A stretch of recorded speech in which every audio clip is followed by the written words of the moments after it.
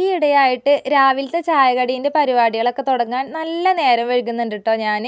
കാരണം ആർക്കും എവിടെയും പോവാനൊന്നും ഇല്ലല്ലോ എന്നുള്ള ആ ഒരു ചിന്ത ഉള്ളതുകൊണ്ട് തന്നെ എന്താ പറയുക, പണികളൊക്കെ തുടങ്ങാൻ തന്നെ സമയം വൈകുന്നുണ്ട് കേട്ടോ.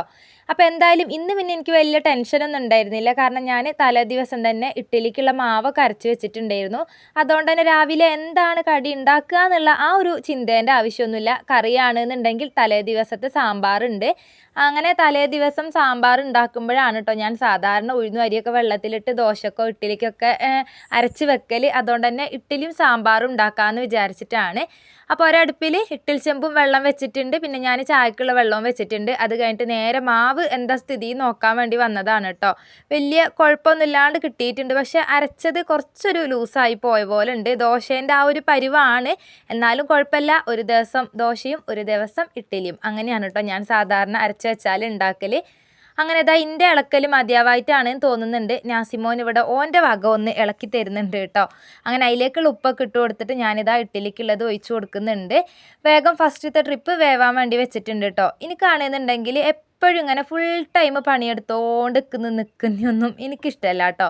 കാരണം നമ്മൾ എടുക്കാനുള്ള പണികളൊക്കെ വേഗം എടുക്കുക. ഞമ്മക്കും വേണം റെസ്റ്റും കാര്യങ്ങളൊക്കെ. എപ്പോഴും നേരം വെളുത്ത് അന്ത്യാവണ വരെ പോരേത്തെ പണികൾ എടുക്കുക, ഒരു റെസ്റ്റ് ഇല്ലാണ്ട് നിൽക്കുക, ആ ഒരു രീതിക്കൊന്നും എനിക്ക് തീരെ ഇഷ്ടമല്ല കേട്ടോ. എടുക്കാനുള്ളത് വേഗം എടുത്ത് തീർക്കുക. എന്നിട്ട് കുളിയും നിസ്കാരവും കാര്യങ്ങളൊക്കെ കഴിഞ്ഞാൽ കുറച്ചൊരു റെസ്റ്റ്, കുറച്ച് വെറുതെ ഇരിക്കാനൊക്കെ എനിക്ക് ഭയങ്കര ഇഷ്ടമാണ് കേട്ടോ.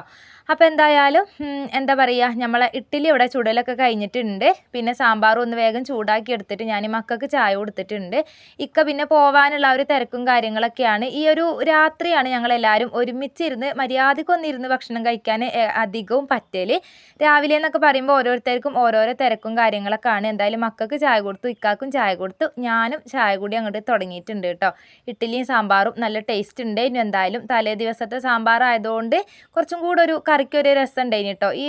ആ ഒരു കറി എങ്ങനെ കുറച്ച് വെച്ചാലും കുറച്ച് കൂടുതലായി പോവേ.